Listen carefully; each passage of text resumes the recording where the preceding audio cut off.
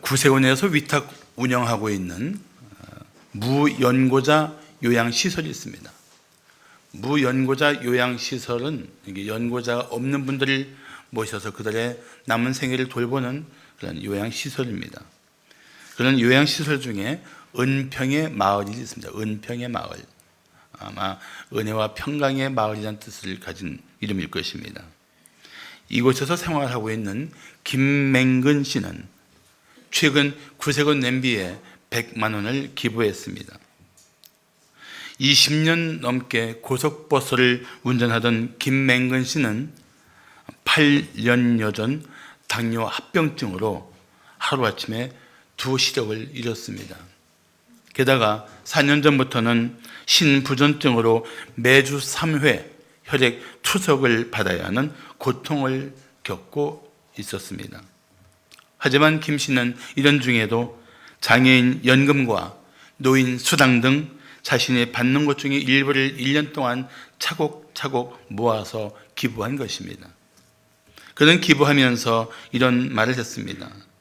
이것을 준비하기 위해서 먹을 것을 조금씩 줄였습니다. 저보다 더 못한 분들이 많이 있기 때문입니다. 그래서 마음을 먹고 조금씩이나마 저축을 해서 기부하기로 생각했습니다. 앞으로 죽는 날까지 나누며 살겠습니다.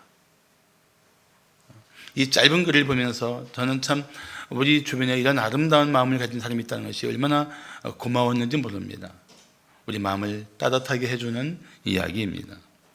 바울은 에베소 교회를 떠나면서 이제 남아서 교회를 돌볼 장로들에게 이런 권면을 했습니다.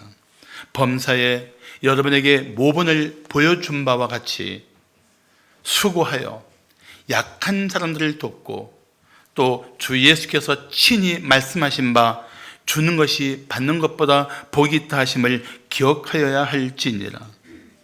아멘. 그렇습니다.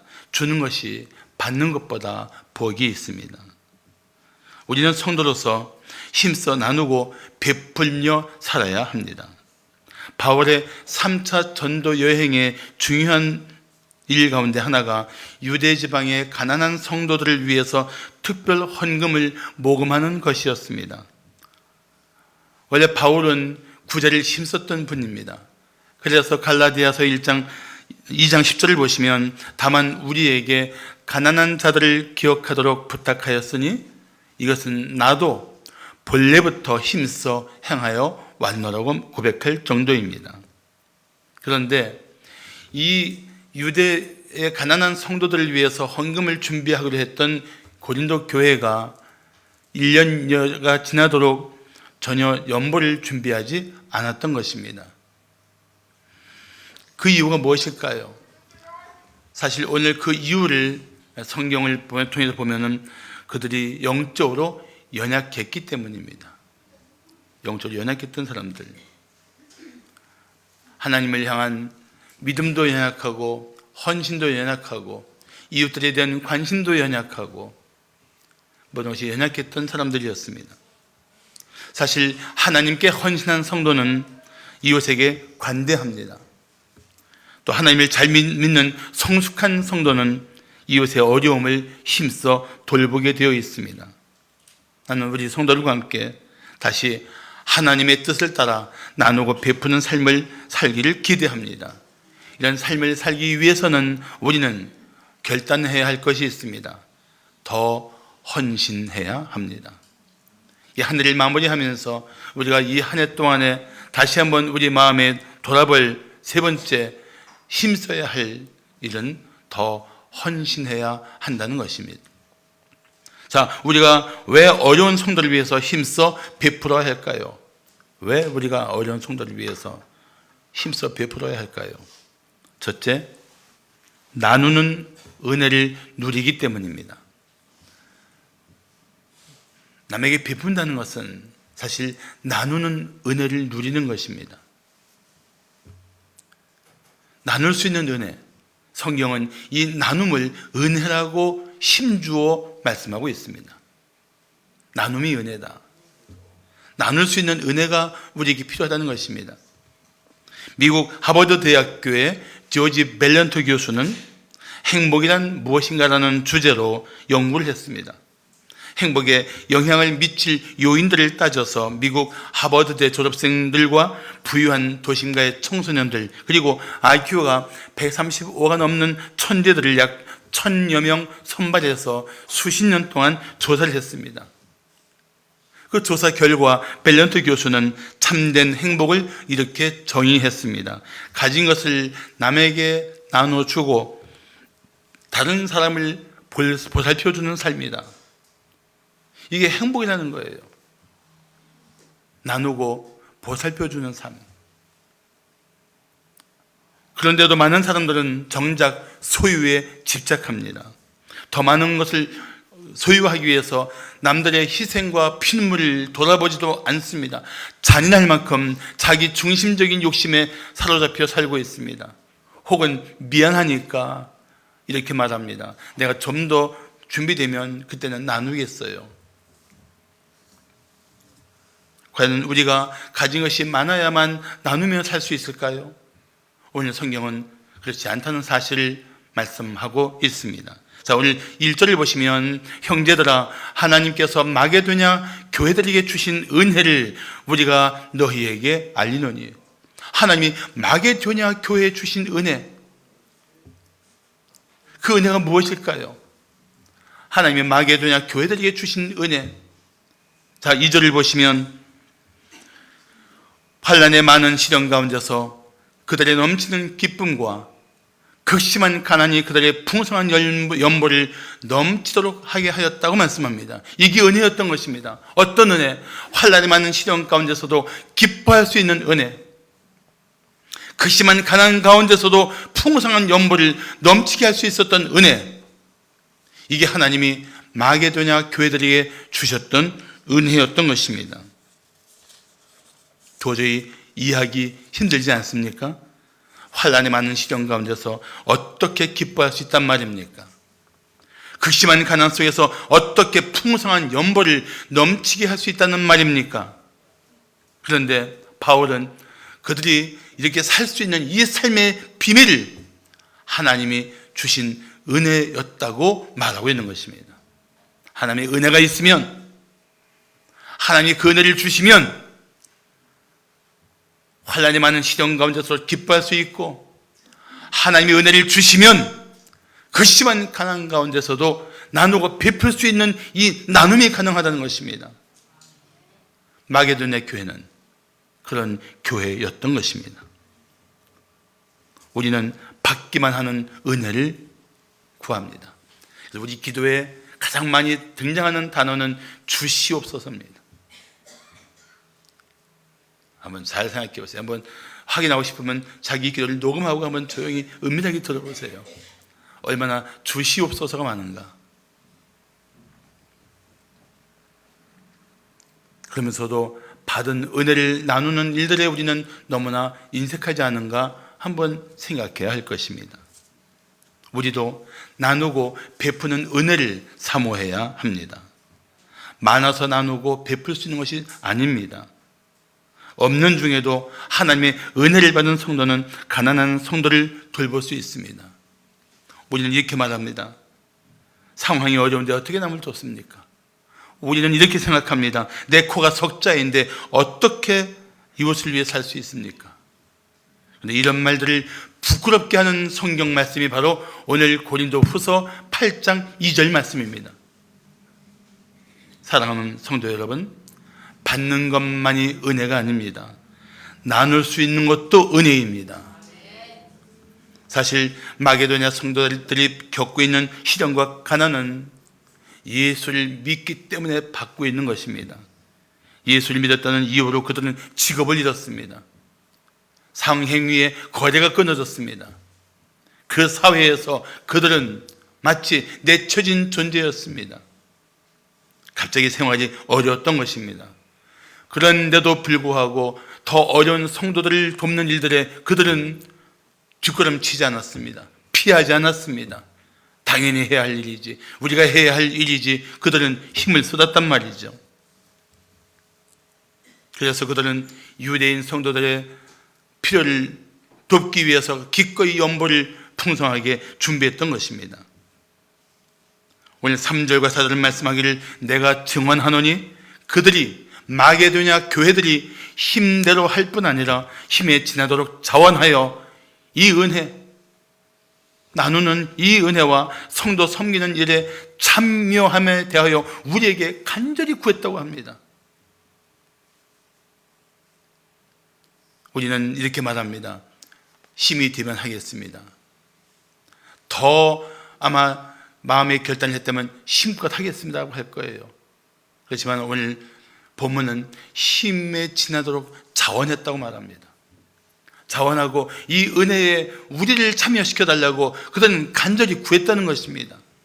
피할 만도 한데 삶이 버거워서 그들은 이 부담을, 이 짐을 지고 싶지 않을 만도 한데 그들은 기꺼이 이 일에 자원해서 간절히 구했단 말이죠. 그게 3절과 4절에 나타난 중요한 단어입니다. 자원하여 간절히 구했다.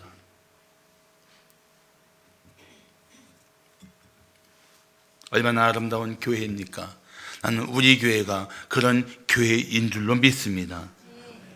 그래서 내년에는 우리가 더 많은 것을 나누는 교회가 되기를 기대합니다. 이를 위해서 더 많은 헌신이 필요합니다. 사랑하는 성도 여러분, 잊지 마십시오. 주는 것이 받는 것보다 복이 있습니다. 이 복을 누리시기를 축복합니다. 자, 왜 우리가 어려운 성도를 위해 힘써 베풀어야 할까요? 둘째, 헌신한 증거를 보여주기 때문입니다. 나누고 베푸는 것은 헌신의 증거라는 것입니다. 미국의 어느 교회 주보에 이런 글이 실려 있었습니다. 주님께서는 즐겨내는 자를 사랑하십니다.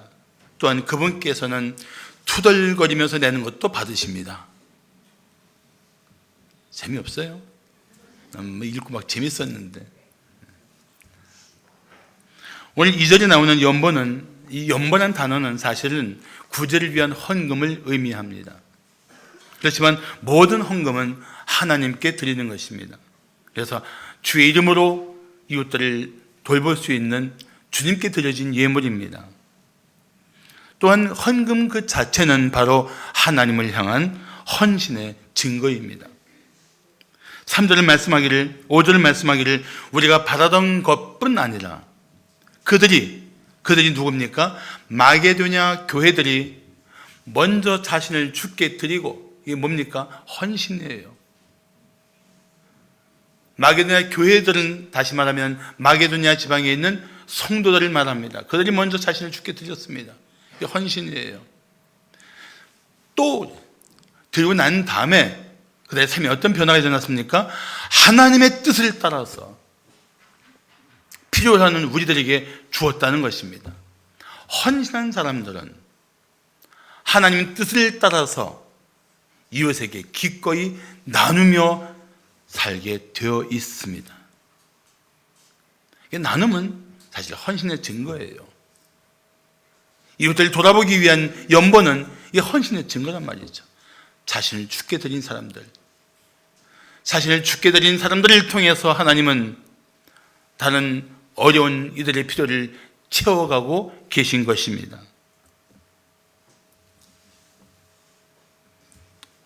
헌금에 인색한 이유 중에 하나는 하나님께 헌신하지 않았기 때문입니다.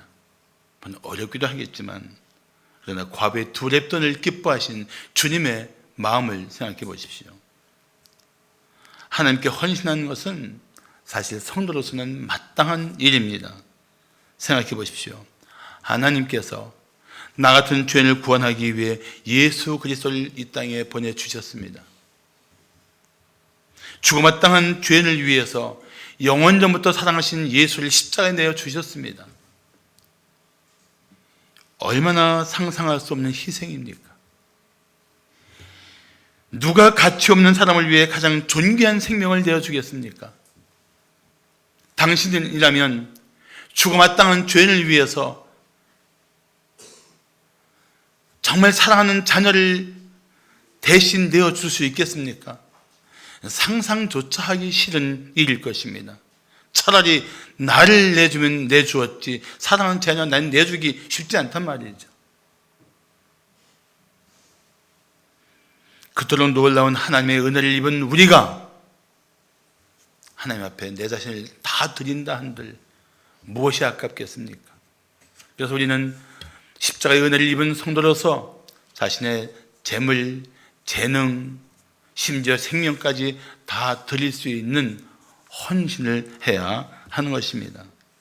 그런데 그 헌신한 성도들에게 나타난 헌신의 증거가 바로 다른 형제들을 위해서 자신의 물질과 시간을 기꺼이 내어주는 것이라는 겁니다. 그게 오늘 5절 말씀의 핵심이에요, 사실은. 그러면서 6절을 보시면 그러므로 우리가 디도를 권하여 그가 이미 너희 가운데서 시작하였은즉 이 은혜를 그대로 성취하게 하라 하였노라. 디도에게 권했어요. 저 마게도냐 교회 사람들이 이 나눔의 은혜를 간절히 구하니까 이 나눔의 은혜를 다 끝내도록 그렇게 해줘라. 그들이 힘에 겨워서 받기조차 가슴 아픈 그 연보들을 받아라고 말한 거예요.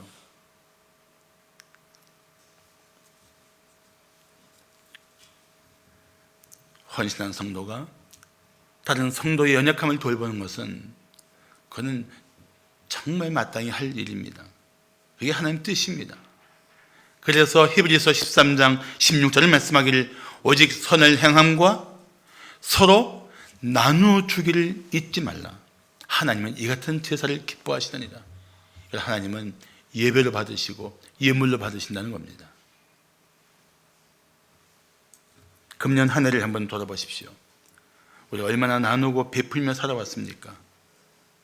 자신의 필요를 채우기 위해 정신없이 살아온 세월은 아니었는지요?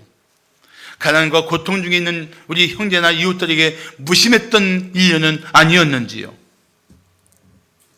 하나님께 진정 헌신한 성도라면 연약한 형제를 돌보는 것이 우리가 해야 할 일입니다. 그래서 7절을 말씀하기를 오직 너희는 믿음과 말과 지식과 모든 간절함과 우리를 사랑하는 이 모든 일이 풍성한 것 같이 이 은혜도 이 나눔의 은혜에도 풍성하게 할지니라고 말씀하고 있는 것입니다. 사랑하는 성도 여러분, 나누고 베푸는 은혜에 풍성하기를 축복합니다. 그것이 하나님께 헌신한 증거예요. 한 가지 제가 분명히 아는 것은, 확신하는 것은 이렇게 힘에 지나도록 나누고 베푸는 삶에는 하나님의 특별하신 공급이 평생 끊이지 않을 것입니다. 할렐루야.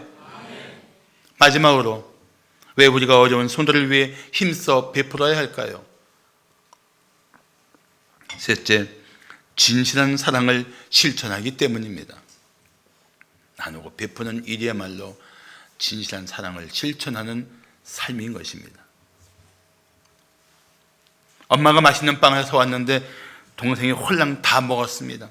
화가 난 엄마가 외쳤습니다. 넌 형 생각도 안 하고 다 먹어치웠어? 그러자 동생이 말합니다. 형 생각했어요. 엄마가 화가 나서 묻습니다. 무슨 생각? 동생이 대답합니다. 형이 오기 전에 빨리 먹어야지 하고 생각했어요.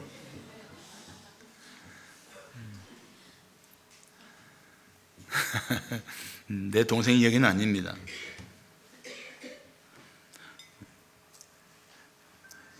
나는 어릴 때 어머니가 사주시면 아까워서 조금씩 먹었는데 내 동생 부다닥 먹고 내 것까지 노리는 거예요. 많이 뺏겼지만. 진실한 사랑은 나눔을 기뻐합니다. 인색하지 않을 뿐 아니라 아깝다는 이유로 허접한 것을 주지 않습니다. 정말 사랑은 그런 겁니다.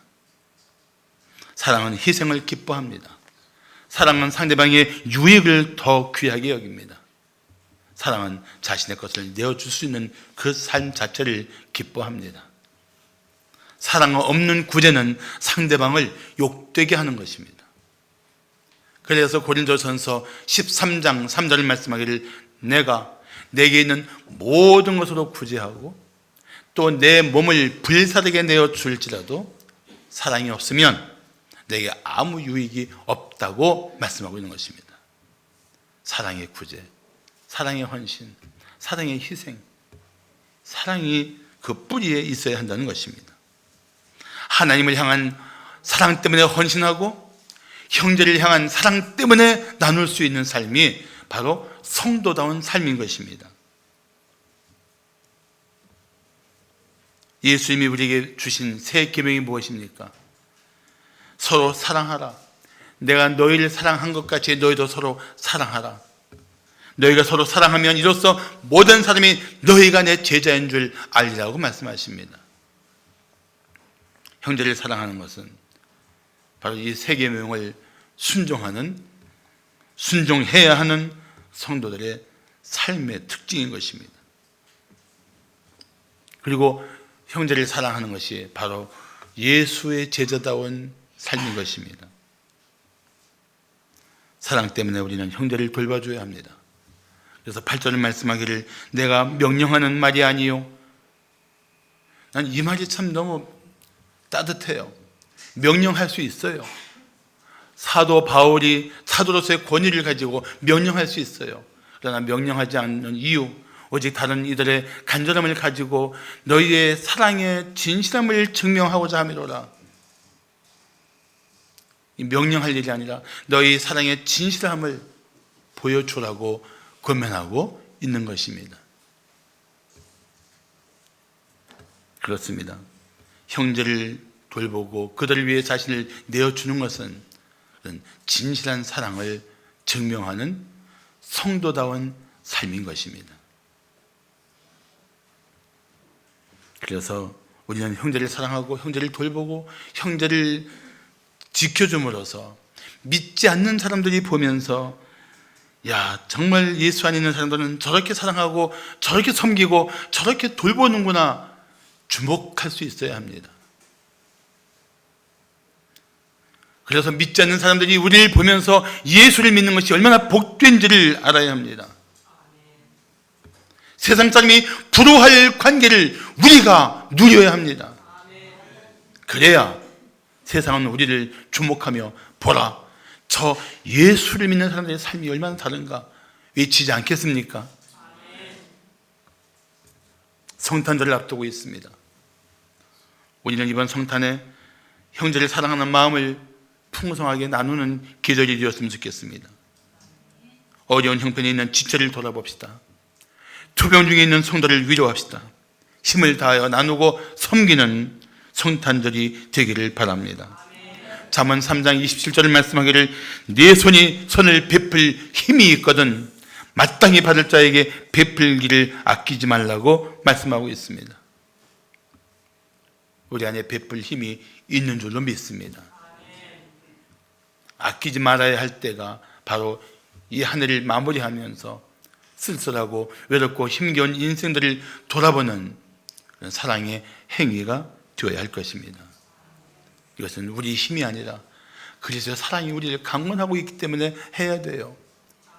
고린도후서 5장 14절을 보십시오. 그리스도의 사랑이 우리를 강권하시는도다. 그 사랑의 강권함을 받으면 하지 않을 수 없을 것입니다.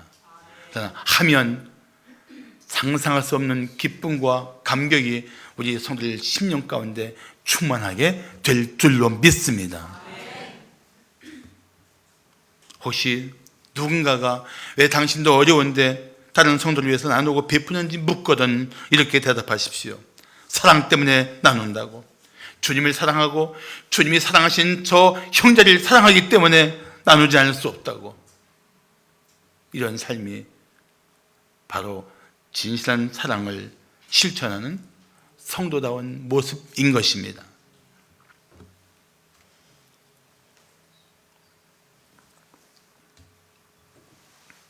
철길가에 별로 크지 않은 석탄 공장이 있었습니다. 그 공장 울타리 뒤로 하루에도 몇 번씩 화물 열차가 지나갔습니다. 그런데 그때마다 공장 사장이 석탄 덩어리를 삽으로 퍼서 울타리 넘어 철도 쪽으로 던졌습니다. 궁금하게 여긴 직원이 주인에게 물었습니다. 사장님, 그거 왜 석탄을 기차 지나오면 담 너머로 던지십니까? 사장이 말했습니다. 저 철길 넘어 가난한 할머니가 사시는데 불을 뗄 석탄조차 살 돈이 없어요. 예전에는 기차가 지나간 뒤에 기차에서 떨어진 석탄을 주워서 그나마 불을 떼고 살았어요. 하지만 이제 기차가 석탄 대신 기름을 쓰는데도 할머니는 계속 석탄을 주우려고 옵니다. 그 할머니를 실망시키지 않으려고 기차가 지난 다음에 석탄을 던지고 있는 거예요. 얼마나 한 사람을 돌보는 사랑의 마음이 그 속에 가득합니까? 난 이런 분들이 다 예수 믿는 사람이라서, 예수 믿는 사람이기 때문에 그 안에 예수의 사랑이 넘쳐서 이렇게 살아가는 모습들이라고 나는 세상이 지켜볼 수 있었으면 좋겠습니다. 사실 우리 교회에도 이렇게 아름다운 마음을 가진 성도들이 많습니다. 사랑하는 성도 여러분, 성탄절은 사랑을 나누는 계절입니다. 성탄절에 아마 가장 기대하는 것이 사랑하는 사람의 사랑의 선물일 것입니다. 더 놀라운 선물은 전혀 기대하지 못했던 사람에게서 받는 선물일 것입니다. 그래서 이번 성탄절에는 물론 가족들에게, 사랑하는 이들에게 선물을 보내지만 우리 안에 또는 우리 밖에 있을지라도 참으로 너무 힘겨운 사람들에게 조건 없이 사랑의 선물을 나누며 이웃들의 마음을 따뜻하게 하고 힘있게 하는 주님의 사랑이 나누어지는 풍성한 계절이 되기를 축복합니다.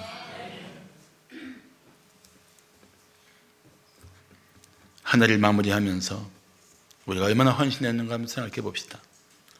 이제 새로 맞이할 새해에는 더 헌신함으로 주님의 이름을 높이고 이웃들을 붙들어 일으켜주는 은혜가 풍성한 새해를 함께 맞이하게 되기를 기대합니다. 여러분 모두를 예수의 이름으로 축복합니다. 기도하겠습니다.